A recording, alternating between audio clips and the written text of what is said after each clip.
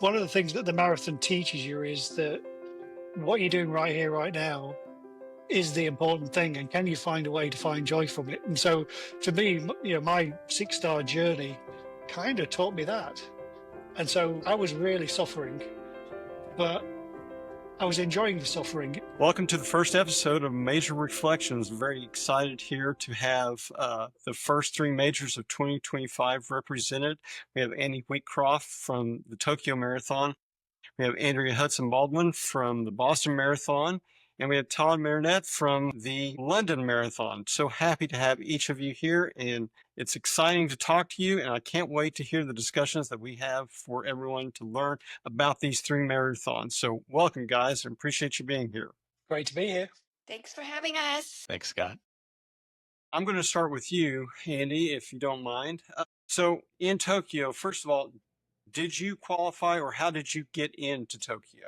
Yeah, I think I went in through charity. So, as you mentioned, it was my last star after probably a 12-year journey, all in all, with a 10-year gap in between while I got the Boston thing qualifying out of the way. I actually used Berlin and Tokyo as incentives to as part of my Boston journey. I refused to let myself enter those events until I got Boston done. So by the time I got to Tokyo, it was my last one. So like a lot of international marathons and a lot of US marathons, actually, to be fair, they tend to favor the locals from a lottery perspective, subtly in different ways, number of ballot entries and what have you. So Tokyo is different to every other marathon from a process perspective. It's very Japanese. There's a flow chart that at first looks really complicated on the website, but you just have to embrace it and practice a little bit of Zen and be the flow chart. And it actually starts to make sense eventually. So unlike all the other marathons, typically the way it works is you would probably either qualify in the case of Boston, or if you were really fast in the other marathons, and then maybe do the lottery. And if you don't get the lottery, the charities swoop in and say, hey, run for us and raise $5,000 or something.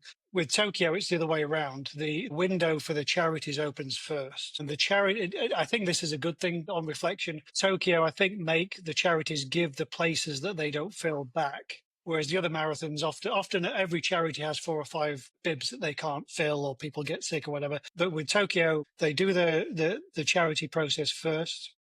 It's really efficient for the marathon because if the charities don't use all of their bibs, don't allocate them, they have to give them back, which is better for the ballot that follows. But in my case, it was my 6 star, sorry. And so I wanted to take no chances whatsoever risking a lottery. Right at the end, there's an Abbott midi ballot with 200 bibs that people can do if they do that. But for me, it was so important. I decided that I was going to hang my hat on the charity thing. So I followed the process. Berlin and Tokyo, for that matter, are similar in that they're probably the cheaper way of getting into charities compared to the other majors. So some of the bronze level charities for both events, Tokyo in particular, were around the $900 starting limit, plus or minus the exchange rate. And so my math went pretty much, well, after tracking down and emailing a few people through Facebook to find out, well, you ran it last year. I saw from the Facebook page, would you mind telling me how much you bid? I got the sense that 30 to 50% more than the minimum number would probably get you in. That's a very interesting point. So you're talking about in the charity process with Tokyo, it's almost actually a bidding process as well as a charity process. So you're actually bidding within the charity itself. Yeah, I mean, that happens at different degrees. I've raised a lot of money over different charities, but in some respects, you often have to bid or declare how much you're going to raise in the other marathon. But in Tokyo, you have to give your credit card up front on the application form, and you have to bid directly. They say to you, if you want to raise money through your friends to replace what you've paid up front afterwards, that's up to you, or raise extra funds. But you have to buy the bib, so you have to bid for it first. And it is like a secret ballot process. And so my logic was, because this was a 6 star, I didn't want to miss it. And so I just doubled the number. And my wife said, well, that's an extra $900. And in my mind, it wasn't, because I was going to bid $1,500 anyway. It was an extra $400 to make absolutely sure that I was going to run that marathon. And so I went through the process. It is a little complicated because there's a couple of steps that you have to follow. You then use the website to pick out the charity that you want to apply for. And Andrea and I actually have a really good friend, Alan Schoenberg, that we run with. Alan spends a lot of time on people trafficking charities. That's where he's spent most of his career. So Alan helped me qualify for Boston. So I picked a charity that he would like. So I picked a people trafficking charity, I should say anti-people trafficking charity. And that was it. And then from that point, you hear pretty quickly because the process goes quite fast. And then once you get in, you have like a small window, like 3 to 5 days to pay the bill. Once you've paid the bill and got a confirmation, you then switch focus to get more emails from the charity, and then the charity basically take you all the way to the start line. And there's a couple of benefits of running for charity. One of them is you have a new group of friends before you get there, which if you're going a long way to the charity, that can be useful for shakeout runs and stuff. You have some people that you probably know when you go to the expo. So I spent 20 minutes chatting with couple of the girls that I chatted to back and forth in the office. And then after Tokyo, they all do it slightly different, but after Tokyo, because we had a slightly different coloured corner of our bib to signify that we were charity, when we handed our bags in, they got transported to an expo centre that was downtown near the finish line. So we got directed after the event to this expo centre, and our bags were right next to the party that they had afterwards. And then we had a party with the charity afterwards. So that was kind of neat. So that was my... Almost a VIP experience. Yeah, a little bit. They do treat you really well. They are genuinely grateful. You're helping them with whatever cause that they manage. And in the day, they have cheer zones as well, which is also kind of neat. So yeah, I thought of all the charity processes that I've been through, Tokyo was the most structured. It was ironically I'm a glass half full kind of guy. It was a little bit awkward. Some people don't like it, but to me, it meant that I had a way of guaranteeing that I was going to run Tokyo and get my 6 stars. I mean, I had to do the running part, but at least to get the bib and get to the start line. Absolutely. Okay, I'm going to turn to you. You had a little different experience in getting into Boston. For the audience, let us know, how many times have you run Boston? This year was my 5th time. 5th time. And how have you qualified for Boston? Getting old. It has its advantages. And getting faster, Andrea, and getting faster. But you qualified so actually, my qualifying time was from Chicago, and that would have been good for all the female ages. Excellent, excellent. You want to go ahead and tell us what time you ran and what time it was supposed to be in Boston? Well, my Chicago time was 3:28:11, and that was before I got injured. Then I had a series of 2 injuries, including this year. So my current Boston time was 3:51 and I don't know, a couple of seconds. Which is amazing considering everything that you went through on that. What was your qualifying time for your age bracket? So you said you ran 3:28 in Chicago. So what was your qualifying time for Boston? What was for your age group? I was like 43 minutes in Boston. I was 43 minutes faster. So it was 4:25 or something like that. And then they invited me to their next championship. And that one I needed 4:11 for. So I knew that was my target, but I thought I could do under 4 hours. So that's how that played out. That's incredible. So I recommend that strategy. Get older, and There are invite advantages to it, aren't there? Well, you're still going to have to pay. So it's not like they say, oh, you're so great. No, there's a whole bunch of people in the bracket. You just don't have to pay as much, do you? No, you pay twice. Okay. That's You get 2 bibs and you get a special little tent and little snacks and things. And in Sydney, we had a boat ride and a party afterwards. And in London, I was sick, but there was a really big party with Eliud Kipchoge. So they have different things that make it a little more special. And I missed that. You were talking about the Abbott World Major Marathon, good for age events, where they actually had the world championships at the different major marathons. And how many times have you participated in that? That was my first Boston. I ran in 2021. That was the October one. That was still my favorite one with the rolling start. And when I was finished, they put me in number 15 in my age group, which was surprising. But they're like all the international people did not play. So, and then they had it, if you run 2 marathons that are in their little thing and they gave you points, you got invited to the championship, and that one was going to be London. And I was like, heck yeah, let's do this. And Dallas was one of the ones. So I went from October, whatever the date was, to mid-December in Dallas. And I was praying the whole time, please let me be, I want them to invite me. I knew that was my chance to get into London, and I did. So I was like the fastest senior woman running that Dallas marathon, which you have no control over who else shows up. But that's how that played out.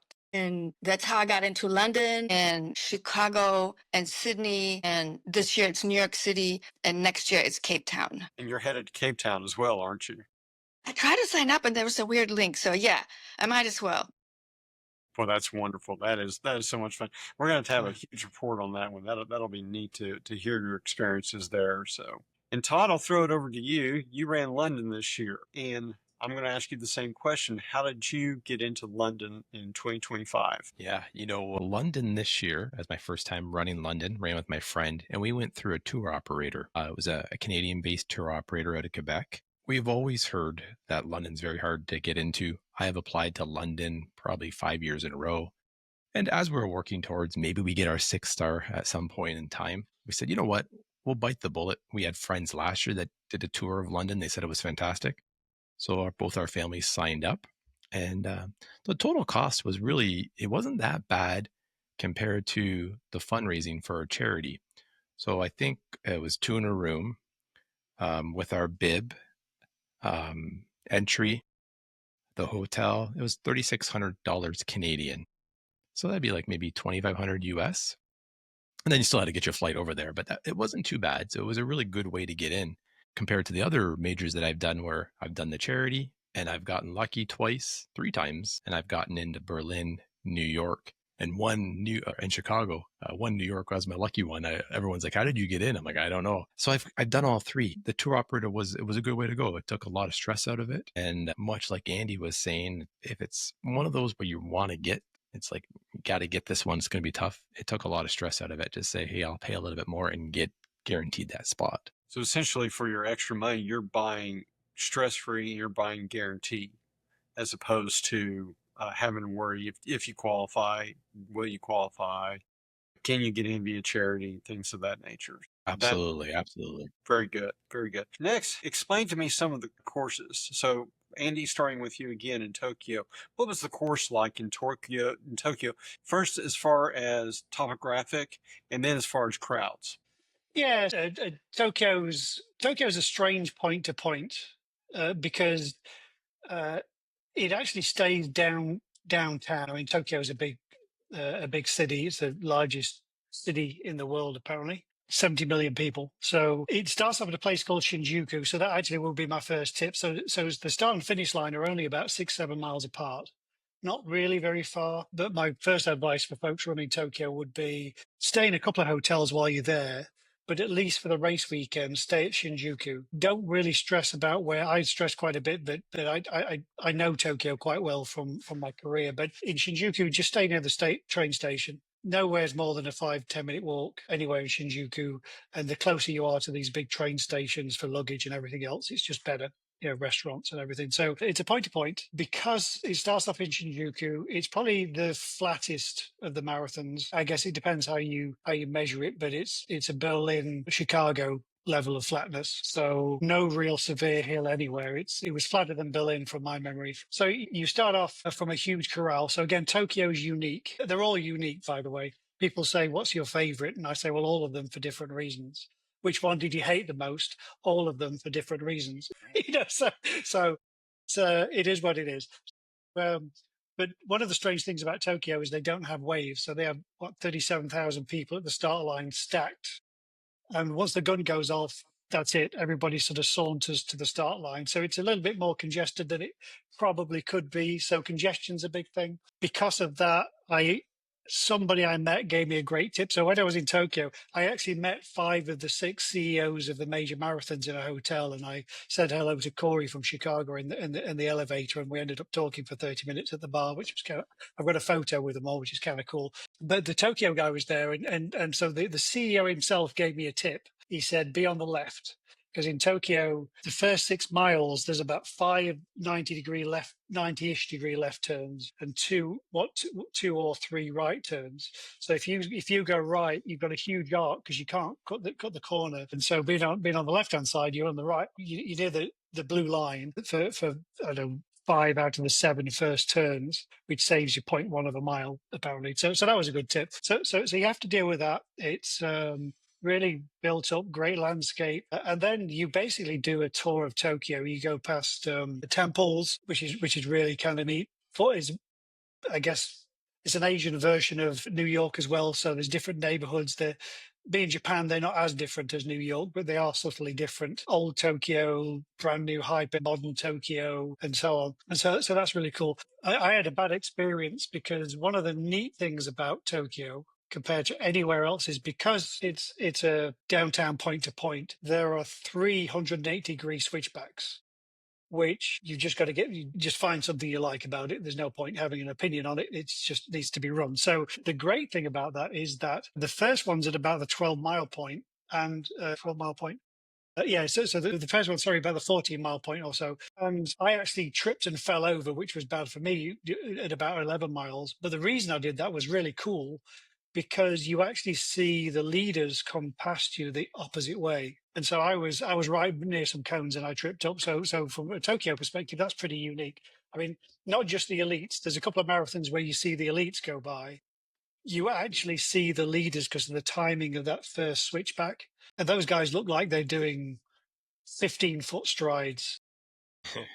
It's to see that live is something else. So anyway, I got distracted and I fell over, which was a bit of a bummer. Let me guess this. You were thinking, okay, they just saw me. They know I'm pursuing them, and now they're getting worried. That's what they're thinking, right? Yeah, something like that. So yeah, I bumped into a couple of them because the other thing that I try and do on major marathons as well is find out where the official hotel, and I try and bend every rule possible to stay in the official hotel. So you get to have breakfast with the elites if you especially if you book early. So I'd seen a couple of those guys in the hotel. That's a golden nugget, Andy. We got to find more about that. 5 out of the 6 I've stayed in the elite hotel, and again you get a breakfast with the elites just casually and randomly. It's really cool. But anyway, so as you're running the Tokyo course, as I say, there's a couple of switchbacks. You end up coming back downtown. You go past Tokyo Tower, all of the sites in Tokyo, which is really cool. But then the toughest part of Tokyo is that you get with the geography, you know you're quite close to the train station and the Imperial Palace, which is where the finish is. Really cool finish right in front of the Imperial Palace. But then you turn left and go the wrong way and you do this last switchback. And mentally, I thought it was like a couple of miles each way, but it's like 10K to get out and back. And then you've got to run the last mile or two. So it feels a lot, at that stage in the race, it's not great. But so a couple of switchbacks, definitely really great to see the elites at a couple of spots. It's a really great scenery and it's flat.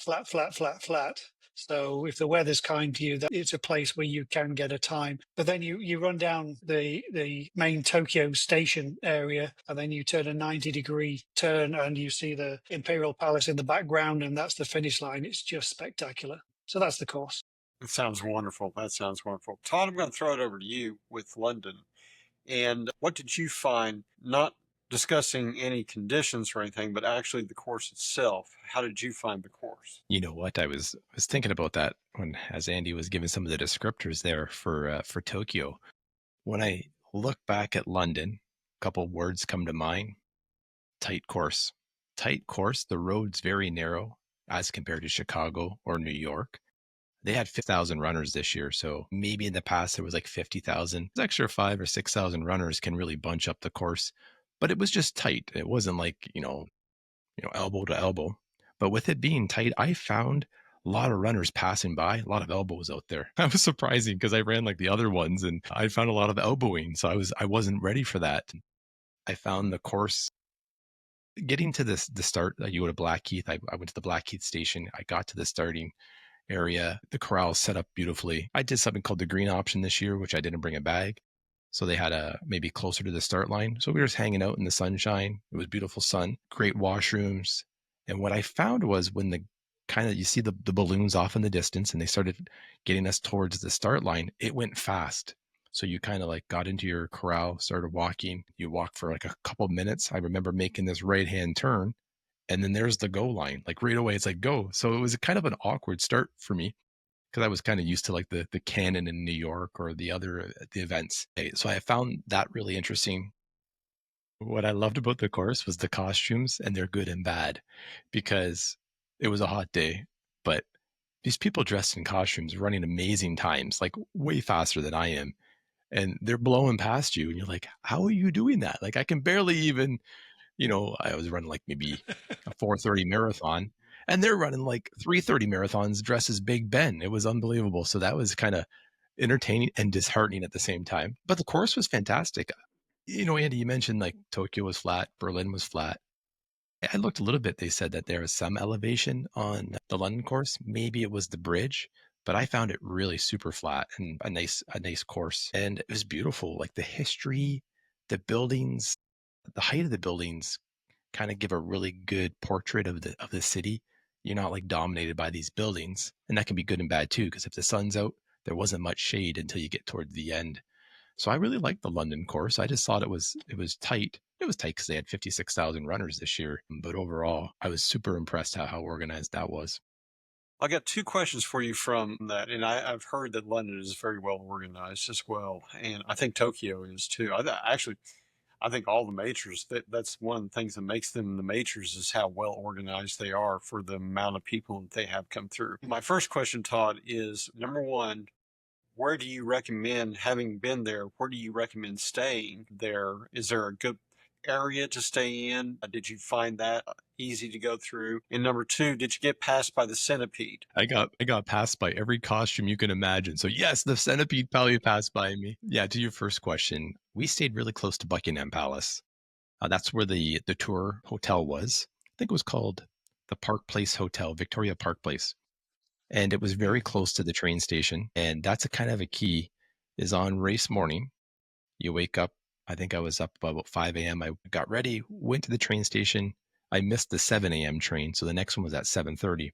So when that 7:30 train showed up, like there were so many runners in this first train station loading up the train that we stopped at 5 other stations on the way to Blackheath. There was no room on this train. So if right around Buckingham Palace, I can't remember the name of that train station.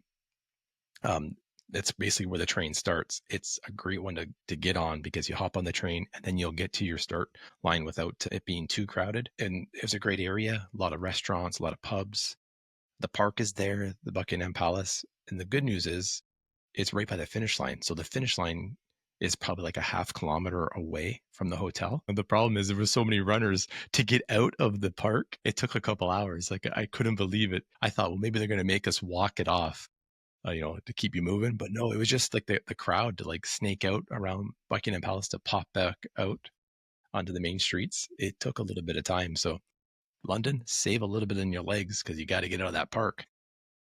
That's amazing. That's unbelievable. That I'd heard that there were that many people and that actually families that were coming from different outskirts of London to come watch their loved ones run couldn't get in because it was completely booked up with people in the trains and stopped, and there were all sorts of issues with that. So that's amazing. Yeah, a little bit of local knowledge, since that's my backyard as well. I mean, for me, that's the right call. It's the same as in New York. You really wouldn't stay in Staten Island. You would stay in Manhattan, right? It's the same in London. There's not a lot to see around Blackheath. So, for your traveling supporters and all that sort of thing, that they want to be downtown, and so do you too. And one of my favorite runs on the planet is there's three parks, St James's Park, Green Park, and Hyde Park, that sort of overlap in the corners. You can do a great sort of 12, 15K figure of eight around those parks and run past the Diana Memorial Horse Cars Parade and see the horses exercising, the Serpentine, the central park of London, actually. So the shakeout runs a lot better if you're downtown as well. My 2 cents. That makes a whole lot of sense. Andrea, Yes.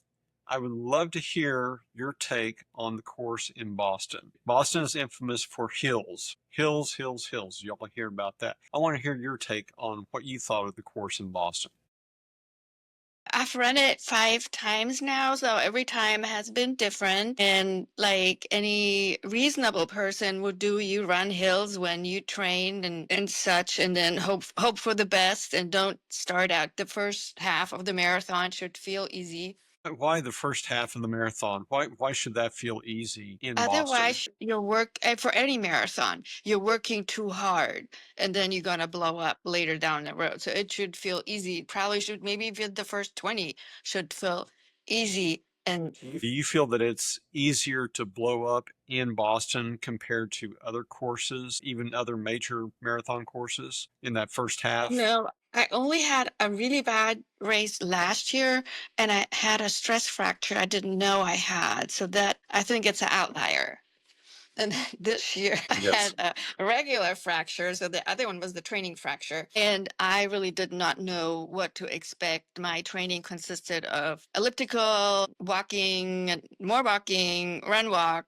So it was sparse to say the least. And I just ran by feel. And oddly enough, like I was in maybe like some 4 miles, I felt like there was something or somebody was pulling me, like kind of sort of moving me forward. And I was like, I don't know what that is, but it seems to be helpful. So I just went with that and I try to relax as much as possible. I usually take my own water and my salt and my gels and stuff like that. Boston gives you the Morton gels, so you can kind of plan on that. They do not have any electrolytes in them, so you have to compensate for that. And everything went really, really well until the last 2 miles. I had dropped my last salt pill by accident, and I think I did not take in quite enough fluids. So the last 2 miles, I ended up getting really dizzy. That could have happened on any course. Again, I showed up with the minimal training, so everybody was saying something's gonna give, and that was what gave. Do you feel so? I've heard that Boston, the first half of it is pretty much all downhill. You know, that it's widely Yeah. written that Boston is a net downhill, but those that It have is. run Boston know that even though it's a net downhill, it never feels like a net downhill. No. So how do you feel about the hills as from the first half opposed to the second half of the course? You know what to expect. So and you know that the Heartbreak Hill series is not long. You know there's gonna be the little hill and then you have the recovery. They tell you exactly the percentage, the duration, how much recovery you have, so you can kind of sort of train for that. We have several hilly routes in Dallas, and then you know once you make it through hill number 4, you just need to finish. Unless you do something stupid. And hill number 4, you're speaking of the Newton Hills? Yes, yes. So the other is Okay. just kind of rolling hills. That's like there's nothing scary about them. Got it. Yeah, those Newton Hills come around from mile 17 to 21, 22, around in there. Isn't that correct? Yes, yes. Very good. And it's so like with the training, you have like long runs with like fast finish. Andy has been a willing participant in that. And weather makes a big difference. Boston can be psychotic in its weather. It can be really good, really bad. Let me throw this out. Andrea made a very good point on what they offered on the course in Boston. No electrolytes. They do offer, I believe, either Gatorade or Powerade. I believe it's Gatorade and water as well. Yeah. And they set up, if I remember correctly, Andrea, they set up the tables on both sides of the road, do they not? Yes, yes, they do. And they have water and Gatorade and they have plenty of it. And then you have like you have with every other major, there is cups everywhere. And it's sticky, it's kind of sticky in the middle. And then they have they're really cute with their Morton gels. They go decaf and calf. So the way they offer it is super cute. That's great. That's And great. they have plenty of those. And Andy, what did you find in Tokyo as far as hydration? Now this is actually quite a big difference. So I guess the first pro tip is don't blow off the marathon planning document that you get. Make sure you understand what's where and when and how in terms of aid, because they're all different. Don't just expect that they're every 2 miles and you'll be fine. Tokyo was interesting because they had the local brand of their Gatorade, which is called Pocari Sweat. The first time you taste it, it tastes like it's been squeezed out of somebody's armpits. It's a strange flavor. But well, that's what struck me anyway. But you get used to it. So practicing with it is the first thing. So I mean, London, Gatorade or Lucozade in London is different to the Gatorade over here. But in Tokyo they have a series obviously of water and Pocari Sweat. In Tokyo, again back to those switchbacks. The downside of the switchbacks is that for probably a third of the marathon, you've got the in and the out road next door to each other with some cones in the middle. That means the aid is only on one side. It's only on one side in places like Berlin for different reasons, but Tokyo, big chunks of the marathon, because of the out and back switchback situation, obviously that means the aid station can only be one side. So you've got to plan for that. The other thing is because the first 6 miles were super busy in Tokyo, I actually picked up something in Berlin that I'd not done before that I did in Tokyo. If I took in a rubberized bottle some of my own LMNT around my fanny pack, it meant that I didn't have to deal with the first 6 or 8 or 9 miles of aid station at all. I could stay in the middle. I had my own water.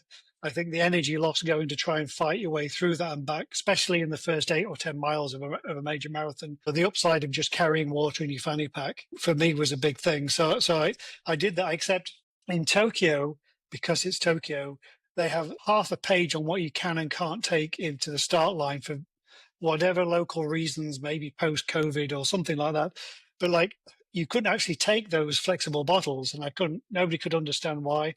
You couldn't actually take any liquid in there. They provide some on the other side, but you couldn't take it through the security gate for some reason. It was a bit airport-like. But you could take these 250 milliliter foil packs of this horrible tasting gel stuff. And so what I did in my hotel room is I bought 3 of them. I squeezed them out, flushed them out, and sprayed in some LMNT into the same looking bottles and put that in my fanny pack. So I achieved the same objective, but by a slightly devious means. Were you able to get your water once you got through the gates, and were you able to mix up your element inside the gates? Is that how you did it? I actually did it in these little 250 ml packets in the hotel room, and I sealed them up and made it look like I hadn't broke the seal. Gotcha. Just in case anybody checks. So, but and then obviously, they're well staffed. I think there were paper cups. There's a few marathons that do the plastic cups that I hate. And then in Tokyo, it's really strange atmosphere. It's not as raucous as New York or maybe London to some respects. It's sort of crowded, but sort of respectful. Everybody claps very politely in places. It's very Japanese. It's quite funny. But then you have hospitality is a big thing in Japan. So omotenashi, as they call it, the Japanese tea service. So there's a lot more people in Japan with flat Coca-Cola and stuff near the end, which was also kind of cute. But yeah, they're pretty much standard aid stations, but just mostly one side of the road, kind of busy. And again, I think I'm always going to do this going forward, is I'm always going to take at least half a litre in a flexible pack in my fanny pack so I don't have to deal with the first 3 or 4 aid stations. Bad That's idea. my new hot Bad tip. idea. So.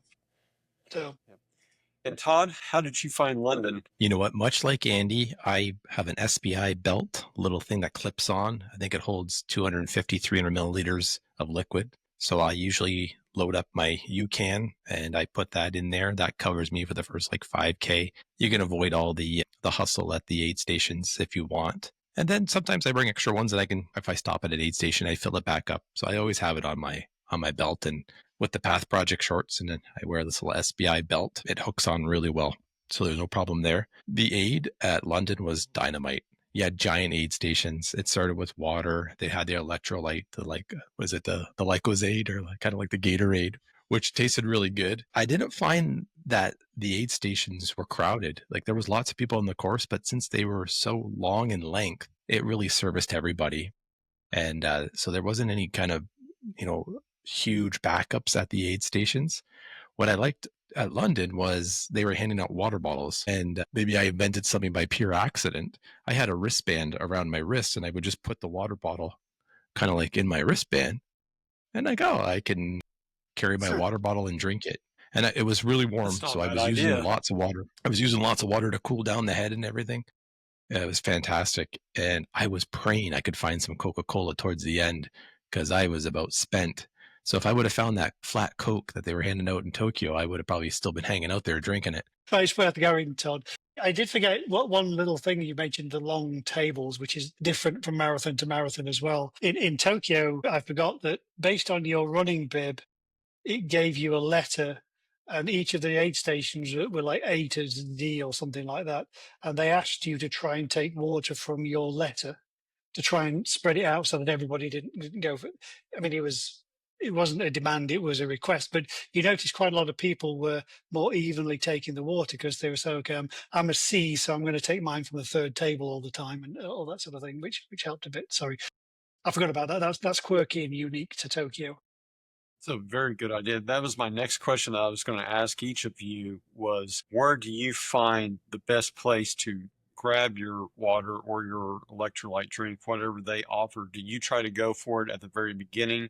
You go towards the middle? Do you wait till the end? What do you prefer when you're grabbing your drinks? Andrea, I'll start with you. I do what the other two participants, what Andy and Todd have mentioned. I have a belt and I have two like soft, small. There, I think I want to say maybe 250 mLs. Okay. Maybe Okay. When you run out of that and you're going to one of the aid stations, do you prefer go to to grab, the end. go to the I very go to end? the end and I take the water. Gatorade does not agree with my stomach. The Pocari Sweet, I have tried it here in Dallas and actually liked it. London, I took one of their bottles toward the end and I was like, if I'd have known they have like real bottles with a flip top, I would have not bothered to bring my own. Well, that's a good point. So in London, Todd, they have flip bottles, do they not? They actually, it's not poured into cups. They actually just hand you a bottle, do they? That's correct. It was a bottle, maybe 400, 500 milliliters, just enough. But I thought I read in the information going ahead that they were like, try to bring your own cup or do something. So when I saw these bottles on the course, I was kind of surprised. I wasn't anticipating that. I thought it would be more like cups or disposable cups. I don't know if it was like a last minute switch or they always have it, but I found those bottles to be really nice. And just like Andrea said, if I would have planned for that, I probably wouldn't have brought my clip belt just because I could have got through the aid stations. And like what Andrea is saying, like I kind of play it by, you can see the aid station up in the distance. So I kind of like play it by a year. I look at it and I say, it's not busy. I'll go to the front. But if I see it really crowded, then I'll just keep waiting and go right to the very end. So, just play it by however you can kind of assess it at that time. But however you see it and what's going on in front of you. And Andy, Exactly. how do you try to negotiate the aid stations? Yeah, I think we're all control freaks, so I think we're all going to like. I don't know why it took me so long to figure out taking my own water for the first 5 or 6, because I am a control freak. But I can't remember where it was. Maybe it was Chicago, but they had a couple of water stations that were short, and I didn't expect it, and it threw me off. And so I generally make sure that I talk to the pace team, even though I'm not really interested in pacing. But I make sure I talk to the pace team at the expo to get a real detailed lie of the land, because the kind of thing I want to know is the aid station short? Is it only on one side? Is there a place that I need to think about? Because, I like London. London was my first, so I was disappointed in the two I did after that because the bottle thing was a thing when I was there. And it means that there's not as much waste and clutter around the aid stations, because the consequence of cups is that people drink it and they throw it away. And sometimes they take 3 drinks, if they've got a long run, and they throw it away. And so there's a trip hazard and clutter that you've got to think about and deal with that you probably don't in London quite so much, because people take the bottle with them and it's more dispersed. So for me, I make sure I talk to the pace leads at the race, partly for any little tips, any local knowledge, because they're generally locals that have run it several times, especially in the big marathons, but also about aid stations. In Berlin, they randomly told me that at 18 miles they had hot sweet tea, which I'd never run into before, and it was magic, by the way. But so being British, actually, that was something I was looking forward to from miles 12 to 18. It was the only thing I was thinking about. So, What kept you going? yeah, and then from 18 to 26, it was Guinness, but that's a whole different story. But yeah, just like Todd, you've got to play it by ear because you don't know whether you're with a big gaggle of runners, if you're on the wrong side, depends if there's a left and a right, so you have to literally think on your feet and try and go where people aren't is generally my plan. But the other thing is it's important to have a strategy for folks that haven't run a marathon before, especially a major strategy. No disrespect, but a hometown marathon, they tell you, every 2 miles, every 2.5 miles, you've got a station. If you miss one, it's not a big deal. With the bigger marathons, it can be, especially if you haven't thought it through and you haven't sort of got your gel packet out of your fanny pack and you've torn it at least. I always try and make sure that I've got my gel actually in my mouth and I've dealt with the pack before I get to the water station. Because the last thing you want to be doing is messing with a cup and then trying to fiddle with the gel and all that sort of thing. So it's one of the many, and as Andrea was saying earlier, it just takes one set of salt pills towards the end to cause a bonk or to even just play on your mind. So if you ever drop a gel packet, it's probably not important in your body physiologically, but mentally it screws with you. Oh, I dropped a gel. Should I have the gel? I'll try and forget the gel. And the more you try and forget about it, the more it bugs you. And then eventually you talk yourself into a bonk if you're not careful. So the aid stations for me is one of the controllable things that if you think it through and have a strategy and you're calm and collected, and you play it by ear, you're flexible as well. It's a big difference in especially a major marathon when there's 55,000 people all doing the same thing. So It comes back to controlling the controllables, what you can control and what you have control of. That's one of the things you can control. I'm going to ask you real quick, what is one story, one event that occurred in your marathon that you remember to this day that you're taking with you as a defining moment of your experience? And Todd, I'm going to start with you. What in London, what was that one defining moment for you that you remember about? One defining moment, I would say, is it was near the start, maybe about mile 10, maybe Andy, because he's local and you would know it when you get by the Cuddy Sark and you see this yes, big boat off to your left-hand side, but then you circle around it. I don't know, just up until that point, you're kind of monotonous. You're just trying to get into the groove. And then you see that and it starts to get real. And I just remember seeing the boat and then doing that circle back around it. That to me, that's when the race kind of started and I realized what I was doing. Maybe I should have waited a little bit longer before the brain woke up and realized what I was doing because you still got a long ways to go. But yeah, I love that aspect of that course. And then I would say dovetailed with that is I've always been fascinated about this is, millions of people on the street, they're cheering, but somehow you can pick your family's voice out of all these people and you don't know really where they are. They're like, I'll be kind of around here, but you're not really paying attention. And then you hear, hey, Todd. And you're like, right away, you pick it out. And afterwards, I'm always amazed that I'm actually able to hear that and pick it out. So to enjoy a moment with the family, go over there, smile, get them all sweaty, get them all mad at you, and then keep on going towards the end. Excellent. That's great. Andrea, this one, because you had such a different experience in this year's Boston, unless you have a specific memory from this year's Boston, but anyone from your Boston experiences, do you have something that stands out to you that you remember Boston from?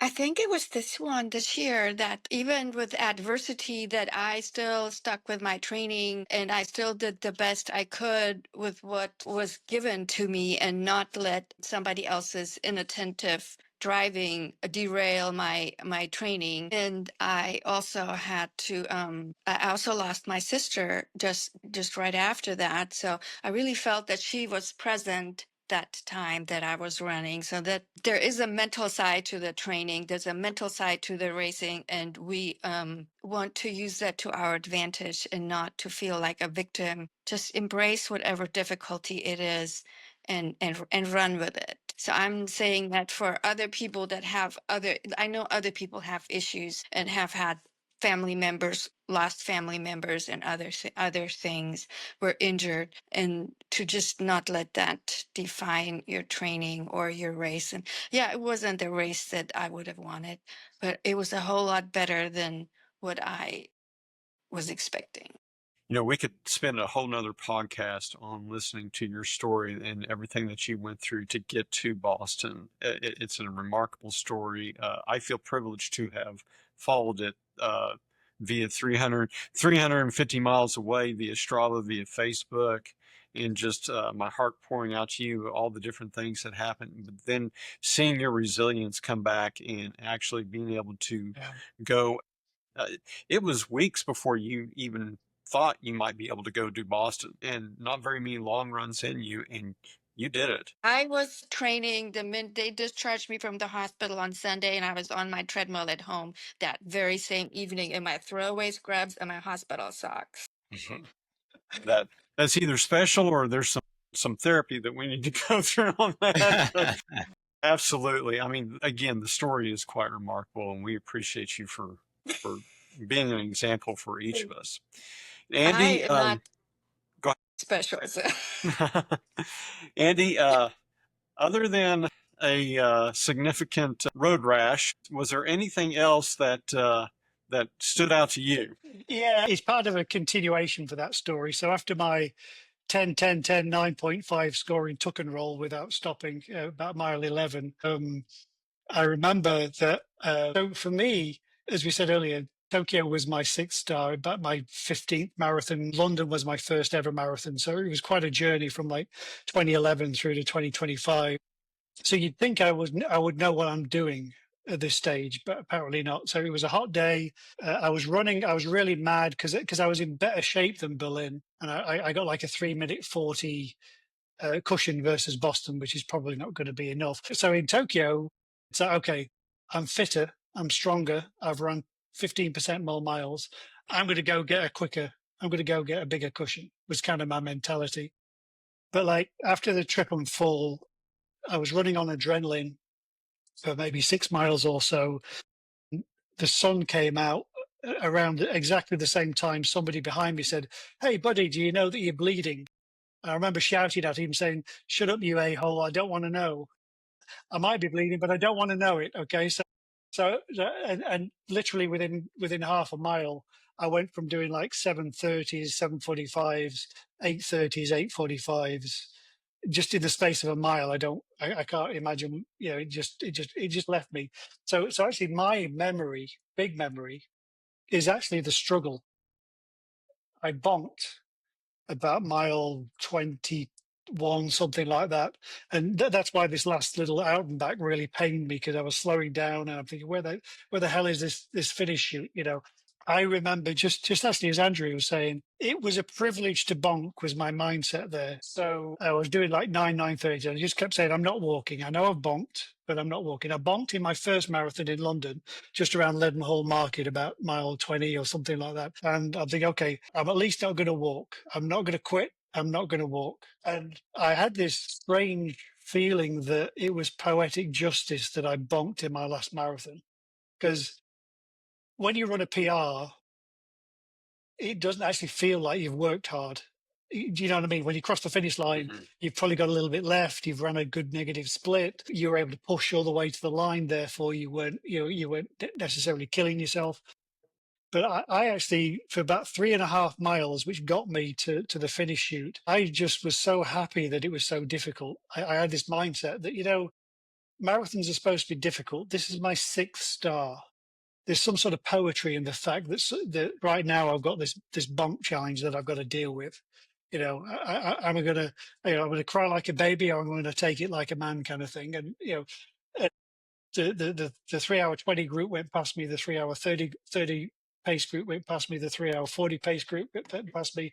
And I'm thinking, that used to bother me, psychologically. One of the things that the marathon teaches you is that what you're doing right here, right now, is the important thing, and can you find a way to find joy from it? And so, to me, my 6-star journey kind of taught me that. And so I was really suffering, but I was enjoying the suffering. It was really kind of perverse and weird. But yeah, so my lasting memory is that was one of my most satisfying 6 miles, not my PRs or my BQs. That was probably one of the toughest 6 miles that I've ran. And it was for my 6th star. So when the 6th star went around my neck, it was a beautiful moment, because I just really felt like, oh, I've done a marathon. It was easy, blah, blah, blah. I didn't feel that. I felt that was really tough. And it's a really heavy medal behind me over there. It's a really heavy medal. And I really felt it because I was really bonked. And so to me, it was enjoying the scenery, having more interaction with the crowd to help me keep going, and just a bit like Kipchoge, smiling because I have the privilege of being in the pain, choosing to be in the pain. It was kind of a perverse thing. What a So great story. then What- I got, and then I got very, very drunk. And the pain was gone. Oh, the pain was gone. Yeah, Well, for a little bit, yeah. So temporarily. that's my Temporarily. memory. Two more questions for you guys, and they're quick ones for you. First, to Andrea, will you do Boston again? There you go. That's all. Yes. That's all I needed to know. That's all I needed to know. So I got the goal from Maria Westergaard, and she says, I want to be running. I don't know whether she says run Boston or run a marathon when I'm 80. And so Yeah, I think hers is to run Boston when she's 80, to qualify for Boston. I have adopted that, and my strategy is if I run it every year, that will give me the best chance to get that done when I'm 80. There you go. So, yes. I like that. I like that. Andy, for you, will you run Tokyo again? I would, partly because Tokyo is just an awesome place. Absolutely. It's one of the places you've got to take 5 extra days after the marathon and go see it. Hop on a bullet train, do a spa, do the food, go local. I played touch rugby in the park 2 days after the marathon with some crazy Japanese rugby team. It was kind of really painful, but cool. But yeah, no, I would run most of the majors, but Tokyo, just everything around the marathon as well as the marathon itself. Yeah, 100%. So maybe for my second 6-star, I'll try and make it the last one again. Oh, there you go. And Todd, would you do London again? Absolutely. I filled up my ballot like that night after. I would definitely go back. Any of the ones I've done, I always put my ballots in, and if I get pulled, I will run them because they are so much fun. And what Andy was saying when you were talking about you finding the pain and accepting that pain, it's taken me a while to do this as well. But I treat the major marathons not as I'm going for a personal best. I would love to, but it never happens. So I treat it for just fun, the best way to see the city. Yeah. And give it your best race, because there's a lot of variables completely out of your control.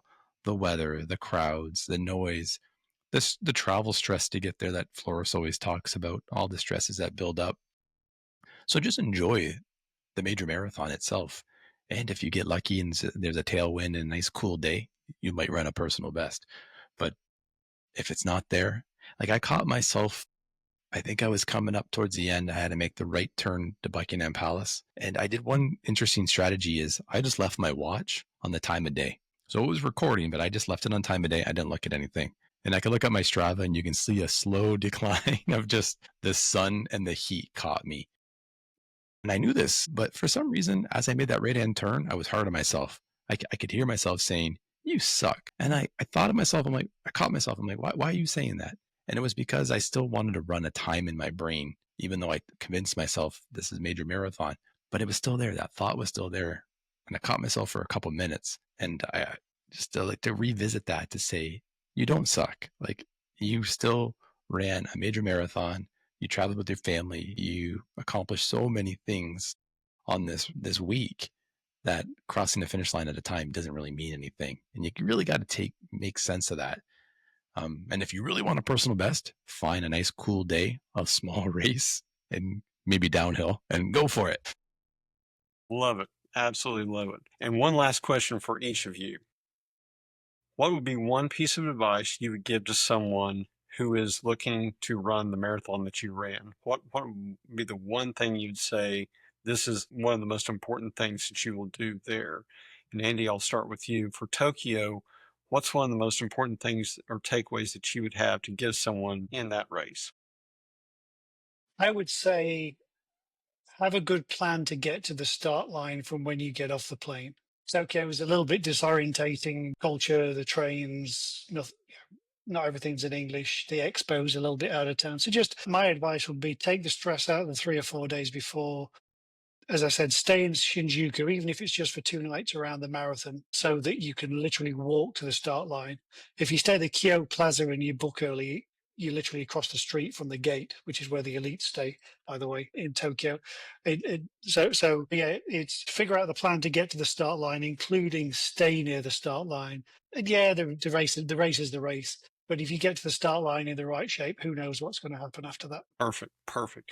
Andrea, for Boston, one piece of advice you give someone who it may be their first time running Boston. I'm going to speak to my first Boston experience because that was the most, I want to say, intimidating, and that was the most unknown parts to it. That was the one in October during the pandemic with all of that. And I was sitting in the bus going to the starting line. I was next to this lady and she was losing it. And she was says, I'm a coach and I'm supposed to run this time and I don't think I can do it. And it was just like, so I do this for work. So I talk to her and listen to her, and just listening to her calmed me down.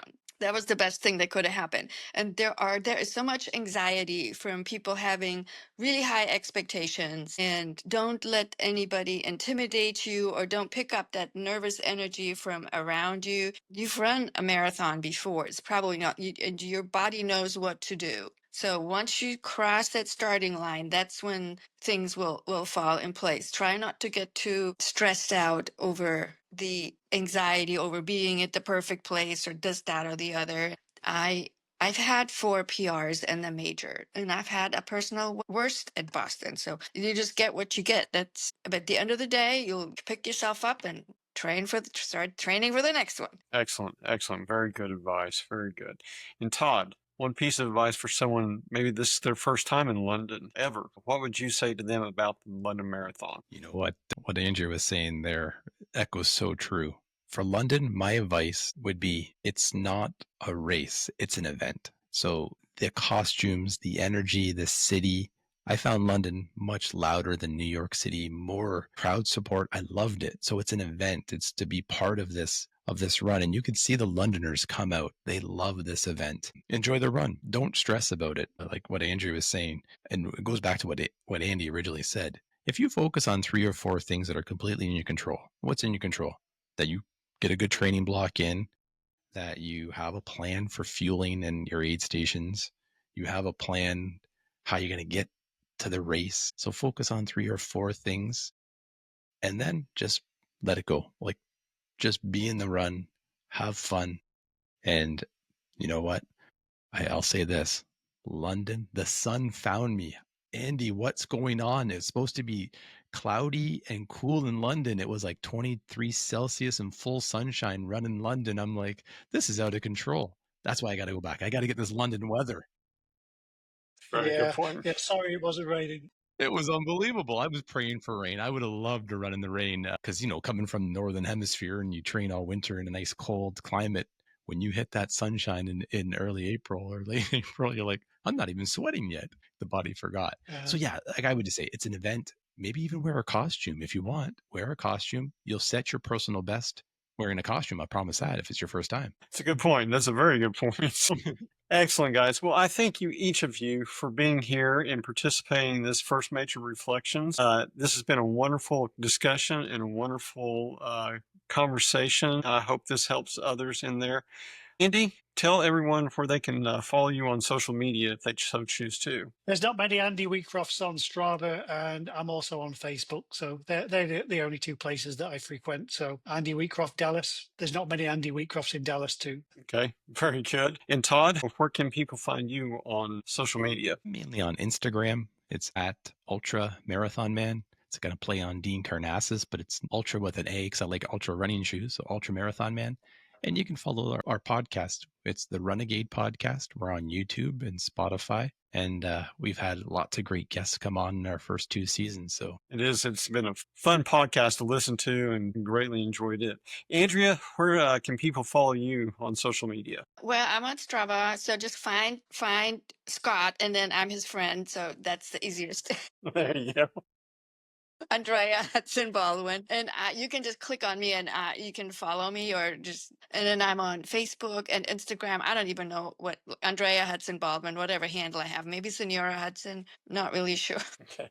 Oh, very good. But Very I'm good. your friend, so if you're friends with you, then you can Yep. find me. There you go. That's the way to do it. I like your things, so it's easy. Well, again, guys, thank you so much for being here. We appreciate you taking your time out of your day to do this and help others in the writing community, and look forward to talking with you next time on another Major Reflections. Thank you, guys. I hope you enjoyed this conversation with Andy, Andrea, and Todd. You can follow each of them on their social media accounts, which are provided in the links below. Are there other questions that you would like to have answered by others that are participating in the World Majors? Share them with me in the comments, and we'll ask others on future episodes. Let me know which major you are looking forward to participating in. Do you have a dream of chasing a particular race? Is your goal to begin or finish a 6-star journey? I would like to know where you are in your race adventure in the comments below. If you need guidance on your journey, check out pbprogram.com. There you will find a program dedicated to helping you become a happier and healthier athlete. Again, that's pbprogram.com. Thanks so much for joining us in this episode of Major Reflections, and look forward to seeing you in the next episode after the next major. Have a great run, everyone.